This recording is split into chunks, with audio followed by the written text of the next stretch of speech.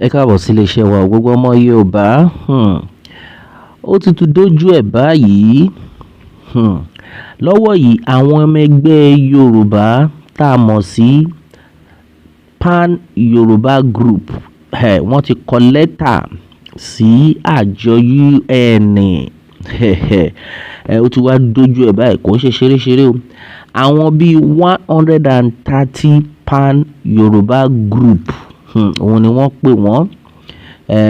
Àwọn bíi 130 yìí àwọn ni wọ́n kọ lẹ́tà sí àjọ UN wípé lórí gbogbo nǹkan tó ń ṣẹlẹ̀ ní òkè ọdẹ làwọn ṣe ń kọ lẹ́tà yìí. Gẹ́gẹ́ bí wọ́n ti ṣe kọ, wọ́n ní pé àjọ UN ẹ máa wá gbà wá ní o lọ́wọ́ àwọn ìjọba mujẹmujẹ. Pé àwọn ìjọba mujẹmujẹ yìí wọn ò mú ní ṣíṣeré rárá o. Gẹ́gẹ́ bí wọ́n ti ṣe sọ, wọ́n ní wọ́n jẹ́ kí àwọn Fúlàní pé kí wọ́n wọlé wá, wọ́n dẹ̀ ń pa àwọn ọmọ Yorùbá ní ìpakúpa. Wọ́n ń pa wọ́n lọ́tùn, wọ́n ń pa wọ́n lósì. Pé ìjọba tó yẹ kó dáàbò bò wá pé wọn ò sọ nǹkan kan sí. Lọ́wọ́ yìí àwọn ọmọ ẹgbẹ́ Pan Yoruba Group àwọn ni wọ́n jáde tí wọ́n fi lẹ́tà yìí tí wọ́n fi ránṣẹ́ pé the way tí wọ́n fi ń pa ọmọ Yorùbá nílùú yẹn ó ti pọ̀ jù, tó dẹ̀ fi lè jẹ́ wípé àwọn ìjọba fúnra wọn ò sọ nǹkan kan nípa ẹ̀ bí wọ́n ṣe ń pa àwọn lọ́tùn tó ń pa àwọn lósì yìí. Ọmọ Yorùbá, gẹ́gẹ́ bí ìròyìn náà ti ṣe lọ, wọ́n ní 130 Pan Yoruba Groups petition UN Secretary General warn of a looming genocide. Gẹ́gẹ́ bí ìròyìn náà ti ṣe tẹ̀síwájú, ibà gangan ni ọ̀rọ̀ wà. A coalition of 130 Pan Yoruba Groups has written to the United Nations Secretary General Antonio Guterres, warning of what they described as a looming genocide against the Yoruba people of Western Nigeria. In a letter signed by Popoola Ajayi, Secretary General of the Alliance for Yoruba Democratic Movement, the group alleged that a coalition of terrorist forces operating within and then outside Nigeria was plotting to invade Yoruba territories. Now, the petition cited the September 17 killing of 15 people, including women and children at Okeode in Ifelodun, local government area of Kwara State, by suspected Fulani militants. AYDM described the attack as a prelude to wider invasion, alleging that Nigerian security operatives were compromised and then sections of the political elite were complicit. Now, the mass murder of 15 people in Kwara, including women and children, by Fulani terrorists was a prelude to the mass invasion of Yoruba territories by heavily armed terrorists who are known for their thirst for blood and then human flesh, AYDM said.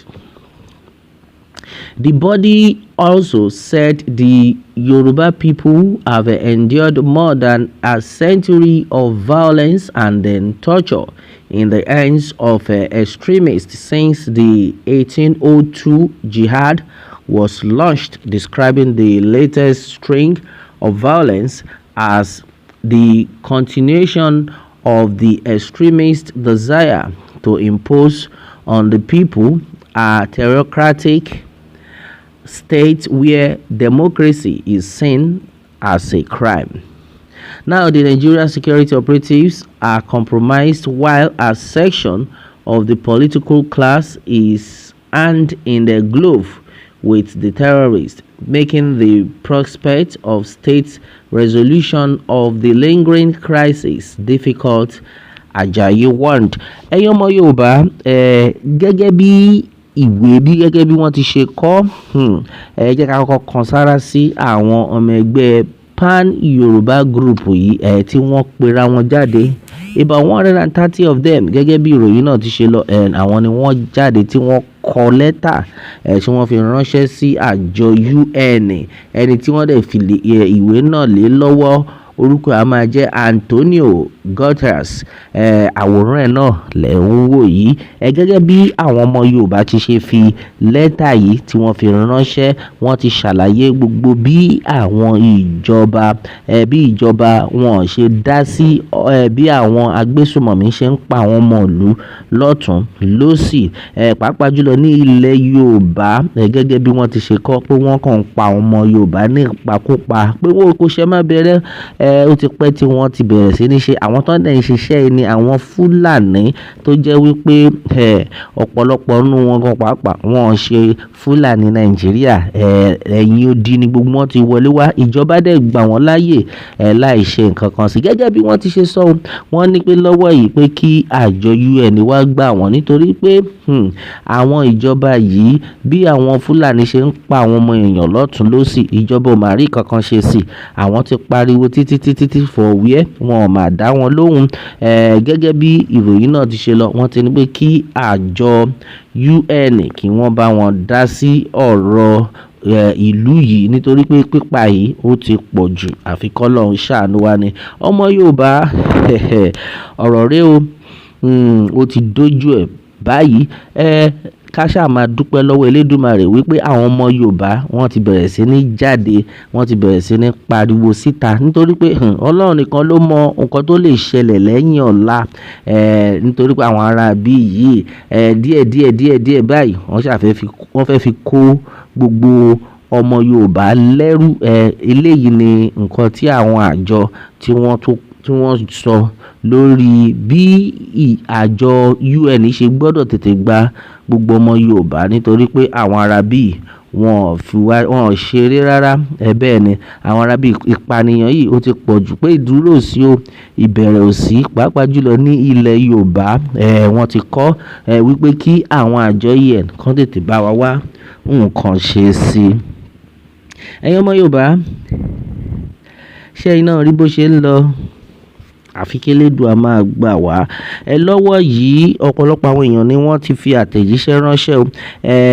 Nínú nǹkan tí èèyàn kan tiẹ̀ sọ, ó ní pé bí gbogbo ẹ̀ ṣe ń lọ yìí, àwọn ìjọba gangan àwọn ni wọ́n ń pa wá, fún ìdí tó jẹ́ wípé ẹ máa gbọ́wọ́ lọ́wọ́ àwọn agbésùmọ̀mí, ẹ máa bọ̀ wọ́n lọ́wọ́, ẹ tún máa negotiate peace talk pẹ̀lú wọn.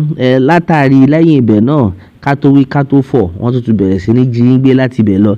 Ẹ tún wá fún àwọn agbésùmọ̀mí lágbára tó jẹ́ pé wọ́n fi wá ń gun gbogbo àwọn ọmọ ìlú, wọ́n ń gùn wọ́n gàlè tí ẹ wá nǹkan kan ṣe sí, àfi k'Ọlọ́run ṣàánú wa. Oòduà nation òun ni ọ̀nà àbáyọ. Bẹ́ẹ̀ ni bí wọ́n fẹ́ bí wọ́n kọ̀, Oòduà nation ló lè ṣe. A ò ní rí jù báyìí lọ lórí ẹ̀yin èèyàn wa. A ó máa bẹ ọ̀bẹ níbẹ̀ ṣo, àtẹ́lẹsẹ̀ abẹ̀nàwó, ẹni tó bá lámábọ̀là ní débá. K'Elédùà kó bùkún fórílẹ̀-èdè Yorùbá. Ó dàbọ̀.